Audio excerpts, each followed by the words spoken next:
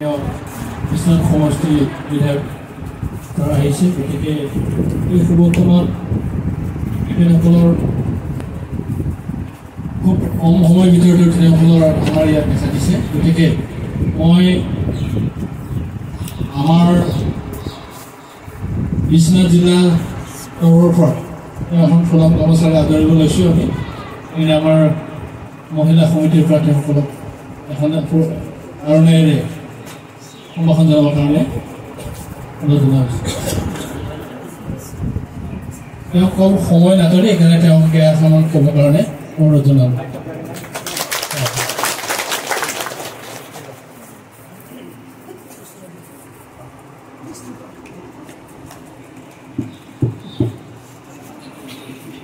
খুলুমবাই নমস্কাৰ পৰম শ্ৰদ্ধাৰ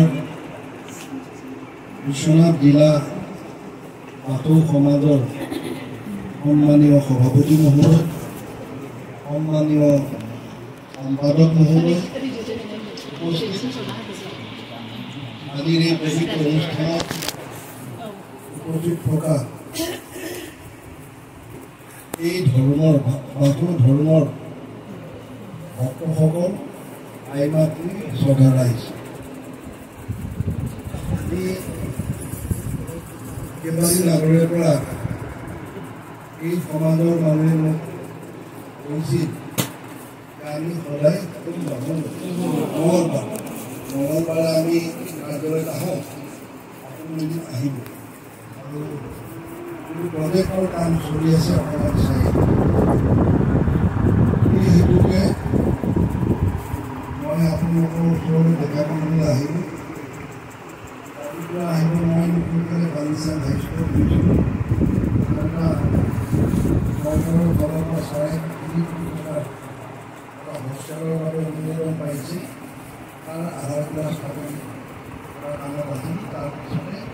চাৰিআলি নগৰতো বইজ হায়াৰ ছেকেণ্ডেৰী স্কুলত তেনেধৰণৰ এটা হোষ্টেলৰ আধাৰশিলা স্থাপন কৰাৰ বিষয়ত সঁচাকৈ ভাল লাগিছে ইতিমধ্যে প্ৰায় 1.20 লাখ টকাৰ নেকি 22 লাখ টকাৰ এই প্ৰজেক্টৰ কাম চালোঁ মইতো ইঞ্জিনিয়াৰ নহয় আৰু বিধায়ক হিচাপে কামখিনি চালোঁ পাইলিং কৰি বনাইছে বুলি কৈছে ধন্যবাদ জনালোঁ পাইলিং নকৰা হ'লেও ইয়াৰ মাটি বহুত কাৰণতে মোৰ ভয় লাগি আছে মোৰ ভয় লাগে মোৰ ঘৰটো বন্ধ হ'ব কিন্তু পাইলিং নাই কৰা পাইলিং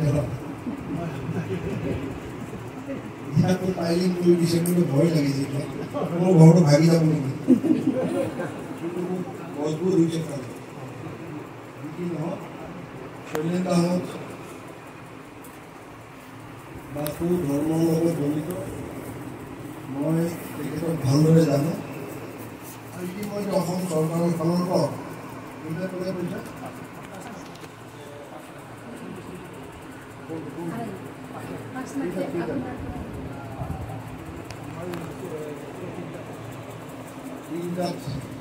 বাথৌ ৰং খালি বুলি ন আমি পইচা ঘূৰাইছোঁ ইয়াৰ উপৰিও অসম চৰকাৰৰ ফালৰ পৰা আমি উপস্থানস্থলী হিচাপে কিছু ঠাইত আমি পইচা আমি দিছোঁ 3 লাখ টকা 1.5 লাখ টকা কিনিবলৈ দিলোঁ 1.5 লাখ টকাৰ কাম চবেই সমস্যাটো অনেক আছে সকলোকে সমানে একেবাৰে দিব নোৱাৰি এটাৰ পিছত এটাকৈ দিব পাৰি এই অঞ্চলটোলৈ আহি সঁচাকৈ ভাল লাগিলে প্ৰথম এই ৰাস্তাটো শৈলেন্দ্ৰহঁতে কৈ আছে ৰাস্তা ধৰক ৰাস্তাটো হোৱাৰ পিছত মানুহ অহা যোৱা হয় জেগাটো আজি পৰিৱেশটোৱে বদলি হৈ যায় আগতে মানুহ এইফালে সন্ধিয়া নাহেই এতিয়া ৰাস্তাটো হোৱাৰ লগে লগে মানুহ আহিছে আৰু বাথৌ ধৰ্মৰ এই পবিত্ৰ মন্দিৰ হোৱাৰ পিছত এই অঞ্চললৈ মানুহ সকলো ঠাইৰ পৰা মানুহ আহিব যদি এখন আমি যদি বুৰঞ্জী পঢ়োঁ যে বিশ্বনাথ চাৰিআলিটো কিয় ইমান দৃষ্টিক্ষেত্ৰত আজি বহু বছৰ আগতে তাত কি আছিলে বিশ্বনাথ চাৰিআলি আছে কি আছিলে প্ৰথম শিৱ মন্দিৰ আছে ক'ত বিশ্বনাথ ঘাটত মন্দিৰ হোৱাৰ লগে লগে মানুহ তালৈ যাবলৈ ধৰিলে নদীৰ কাষত গোটেই অঞ্চলটোৰ নামে বিশ্বনাথ চাৰিআলি য'ত মন্দিৰ থাকে সেই অঞ্চলটোৰ উন্নয়ন এনেই হ'ব আৰু ইয়াত মন্দিৰ হোৱাৰ পিছতেই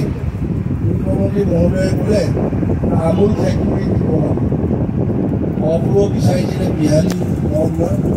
মই লাগি মেলি আমাৰ ইয়াতে বনালো ওচৰতে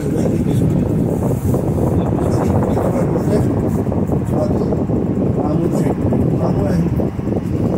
এতিয়া যিমানেই মানুহ আহিব যাতায়াত বাঢ়িব সিমানে ঠাইটুকুৰাৰ উন্নয়ন হ'ব গতিকে আজি মই দেখিছোঁ গোটেই জিলাৰে 2-4জনকৈ মানুহ আহিছে নেকি ইয়াত গহপুৰলৈকে আছে ঠাই প্ৰতিনিধি আছে ভাল লাগিছে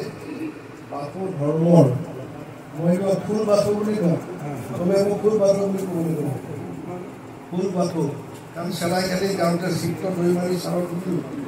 নাম কি কৰি আছিলে কি গতিকে আমাৰ ফুল বাথৌ বুলি কওঁ গতিকে